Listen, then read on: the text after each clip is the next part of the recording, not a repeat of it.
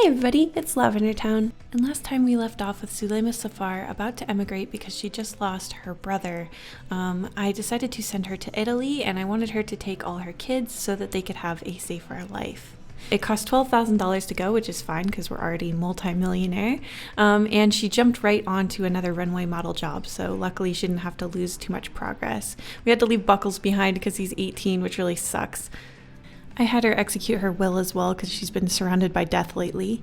And then I wanted to do something more cheerful, so I found her a date named Valentino Laspina. He has very, very good stats, and he seems extremely Italian, which is fun considering she just moved there. I'm sure she'd be very charmed by that. So for some reason in this game, all the photo shoots seem to be a little bit lewd, but I figured she's 46 years old. She might as well try out a topless photo shoot, and the reception was really good, so I guess good for her. Next, I thought I'd have her do a commercial, and they offer her $2.8 million, and she did really, really well, so I thought maybe it's time for her to upgrade her stuff. I got her a nice house in Italy so that she actually has somewhere there to live, and then I thought I'd send her to the casino because she's got money to burn and she might as well have some fun with it. Honestly, the casino stuff had me sweating because she's really not as lucky as a lot of my other characters have been. She sort of traded money back and forth for a while and then ended up losing a lot more money than she was getting back until I decided to raise the stakes a little bit because I knew I had to get all of this money back or else we'd be in trouble. And then the game just gave us a free 21, so she ended up winning $250,000, and I decided to have her leave at that point. That was way too stressful. I mean, she's super rich, so it wouldn't have really mattered, except that when you're in a relationship and you lose a lot of money, you get yelled at. This time when she publishes a book, it actually doesn't do that well and only makes $10,000, which I'm sure the publishers were not thrilled about. But she's doing well with the commercials and stuff, so maybe they're just tired of hearing about her story. I decided that her 50s are going to be her party phase, so she has a house party at her big house and gets in trouble because of the noise. She does really well on a commercial and does another risque photo shoot, which goes a lot worse this time, I'm not sure why. And then the unthinkable happens. There's finally someone who wants to take a picture of us with our clothes on. So she actually gets a really good reception for that photo. And she goes clubbing where she tries out oxycodone one time and now she's addicted. So in classic celebrity fashion, she's got to go to rehab. Honestly, this whole thing should have made our fame skyrocket. I don't know why it didn't. Valentino's so proud of us that we kicked our habit that he proposes to us, and I decided to have her agree. I mean, he seems like a nice guy. We take Amir on a nice picnic, and it seems like everything's going really well. For some reason, our fame is skyrocketing downward. I guess that's ground rocketing. It's going really bad, and I'm not sure what the problem is. I'm concerned that because I left our supermodel job in Iraq, that we're basically starting from scratch. So no matter what I do to manage our fame, it seems like she keeps losing it. So at age 53, she's considered no longer famous, and we gotta start this whole mission over again. I thought this is a good time for us to get married. Now there won't be paparazzi at the wedding and we can actually enjoy it. I decided she definitely needed a prenup though because she's worth over $10 million. But Valentino took offense to that and definitely was not pleased. So now our relationship's kind of on the rocks. And by that I mean we have no relationship points with him. I'm not sure what to do about that. We're so unfamous that posting on our social media makes us lose followers, which is really unfortunate, but luckily the very next year she becomes a supermodel again and has a bit of fame. Valentino's saying that he wants to break up because he fell for someone who wasn't famous, but that doesn't even make sense because we were super famous when we met him. Apparently the breakup was weighing heavy on her mind because the next book that she put out did really, really horrible and ended up losing money. I figured it was time to mend this broken heart with someone new. The first guy they paired us up with looked exactly like Valentino, so I was like, no. But then she met Simone, and he's really handsome and really smart, so I thought he'd be perfect. I had her call up Buckles because it's been a long time since she's talked to her son, and he's 28 now. And after that I had her go clubbing again, where she had the opportunity to take morphine but turned it down because she learned from her mistakes in the past. After paying for Amira's college tuition, I decided that we should try to sell her home in Baghdad again. And this time it works. She manages to sell it for over $1 million, which is great. And I figured she should probably scrap her car. It's 22 years old, which is a little old for a car. So I decided to go to the car dealer and get her something new. I got her this Mercedes Benz that's brand new, and it's like this orange creamsicle color, which is pretty cute. Simone proposes to her, and I decide to accept it. She's only been married once before, and I imagine that if we can get past this prenup thing, things will be just fine. Then she gets fired for being too old. Now, this is what I was worried about when I went into the modeling career with her. She basically just aged out at age 60, which is a real problem because I don't know how we're going to stay a supermodel if we're not a model of any type. I decided to send her to university. She might as well get an education since she has tons and tons of money to take whatever classes she likes, and she can still do talk shows and things like that, so it's not like her fame's completely disappeared. She does another topless shoot, but Simone starts yelling at us, which I think is completely preposterous because, first of all, it's rad that a 62-year-old woman is getting paid so much money for topless photo shoots. And also, Simone, every time you go to the beach, you're topless, so you don't have any right to yell at her. Speaking of the beach, she gets a swimsuit photo shoot as well, and she publishes another book, which becomes a bestseller. So basically, she's living her best life.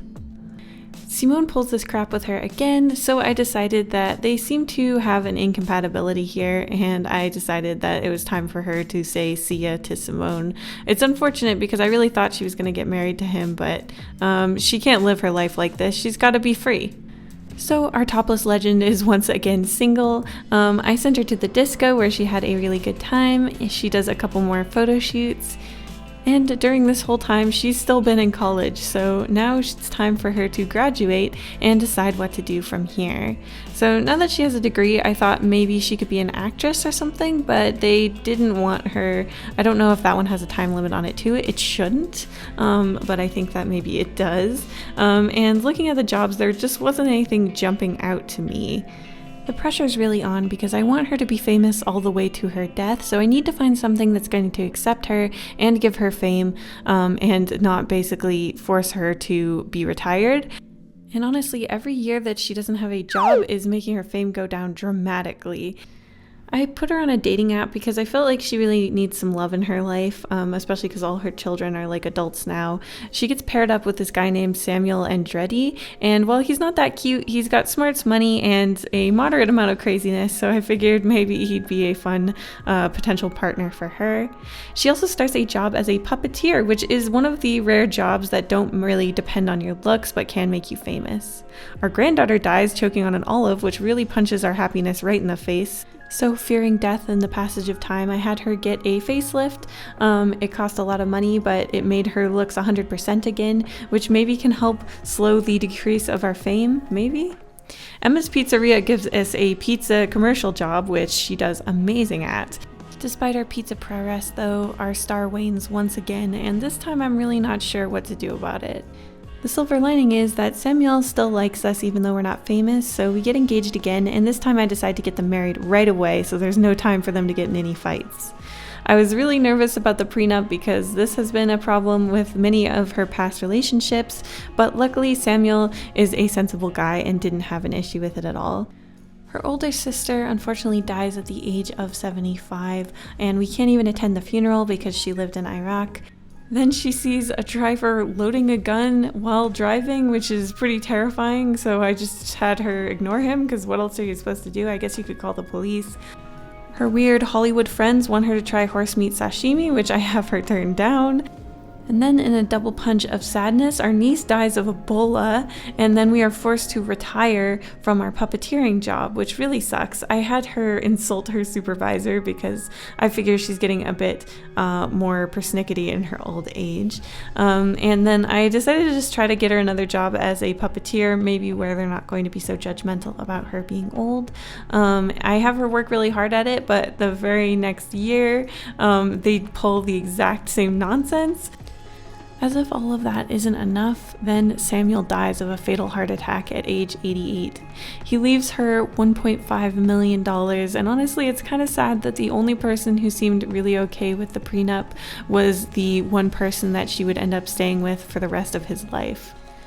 We meet this loser named Daniel at the library, and I decided, well, she might as well. I think that being in a relationship makes your character live longer. I think the loneliness can hurt their longevity.